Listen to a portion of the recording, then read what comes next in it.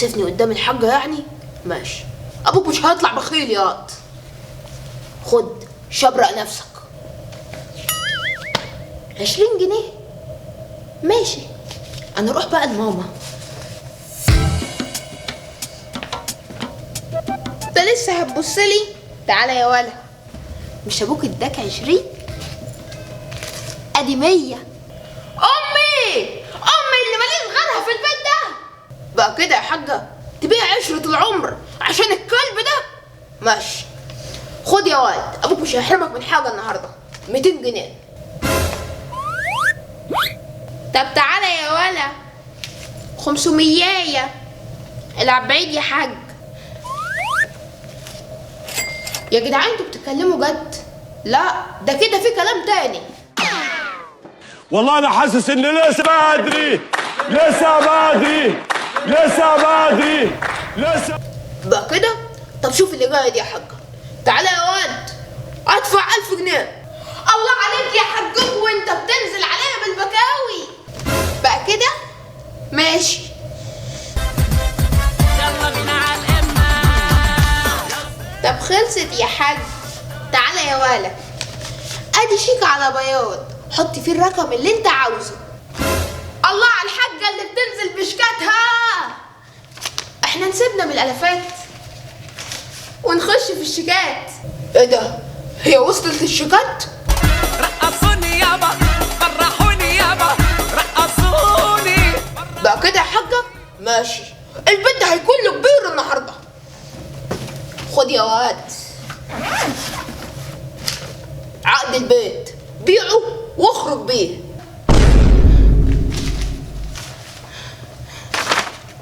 ها شفت يا حاجه؟ كسبت ايه؟ انت اديته عقد البيت؟ امال احنا هنقعد فين؟ الواد هرب يا حاج.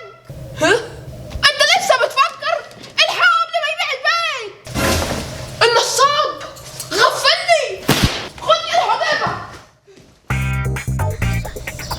الفلوس والشيك والعقد ده كده حلو قوي.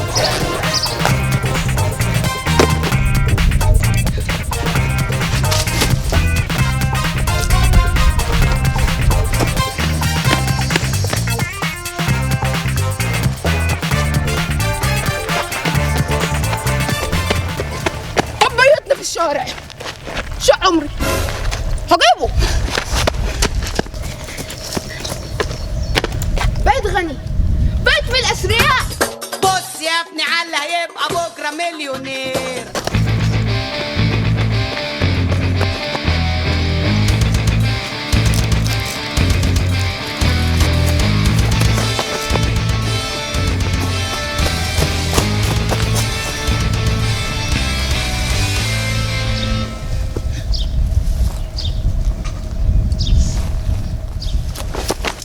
شقاية وتعب اهو، شقاية وتعب اهو، شقاية وتعب اهو، شقاية وتعب اهو. المال الحلال، المال الحلال اهو، المال الحلال اهو، المال الحلال اهو.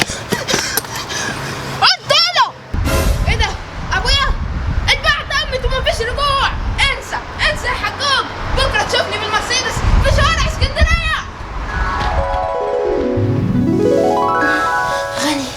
غني مرسيدس.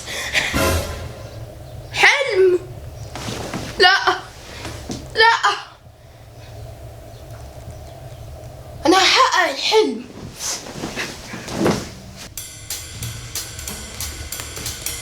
ايه ده؟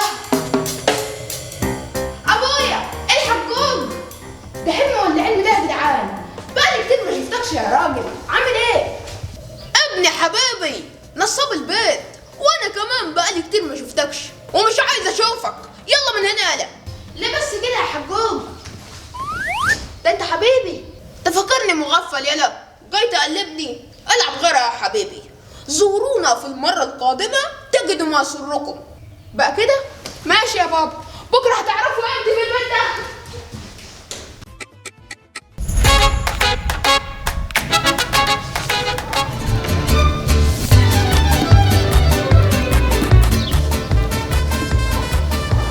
صباح الفل يا حجوج. صباح الفل يا حبيبي. ايه جاي في ايه النهارده؟ ورايا شغل ودماغي مش رايقالك. والله يا حجوج انا لو عليا محبش اعطل حضرتك خالص، بس النهارده في المدرسه بعتوا معايا الجواب ده وقالوا لي اديه لحضرتك. اتفضل. وماله، هنشوف باعتين معاك يا حبيبي، رفض بقى ولا انذار ولا كلام من ده.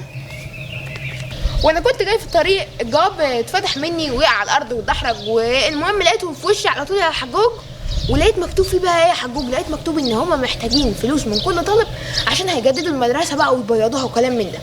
فيا حجوج انت ابو الكرم استنى شويه.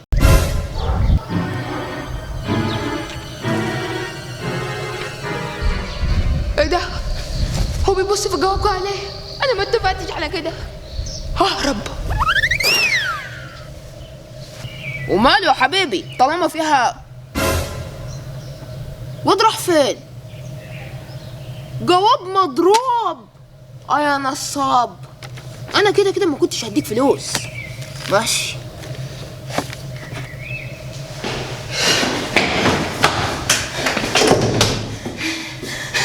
اتكشفت. هو كده على الاقل هضطر استنى اسبوع عشان يكون نسي. اشوفك بعد اسبوع يا حجوج.